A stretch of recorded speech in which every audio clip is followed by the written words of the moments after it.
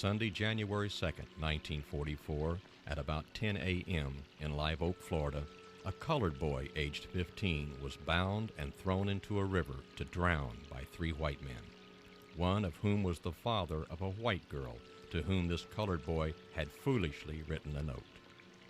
Elbert C. Robinson, attorney at law. They buried that boy so fast, I guess to keep from people knowing what happened to him. But it happened Sunday, they buried him Monday. Cynthia Goff was working her Christmas break at Priest's Five and Dime to make a little spending money. A student at Sewanee High School, she was pretty, popular, the daughter of a former state legislator. One day at work, she received a Christmas card from a fellow employee, a 15-year-old black youth named Willie James Howard. Willie James later learned the card upset her, so he wrote a letter of apology. Cynthia showed the note to her father, former state legislator Phil Goff. He was outraged. He rounded up 2 of his close friends and drove to Willie James's house. Willie's mother said the men pulled a gun and forced him into the truck. Then they drove to the lumber company where Willie James's father worked and picked him up. From there, they drove to Sewanee Springs.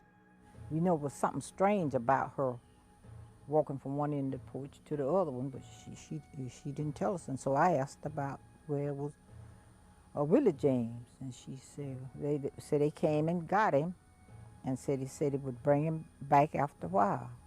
She said some white men had come there and got him and said he would bring him back. The 3 men bound Willie James's hands and feet while his father watched helplessly. According to Willie's father, Phil Goff held a gun to the boy's head and forced him to jump into the river. Goff and his friends said Willie James defied them, said he wasn't going to take a licking from white people, and slipped from the bank trying to get away. The next day, a black undertaker retrieved the body from the Sewanee River.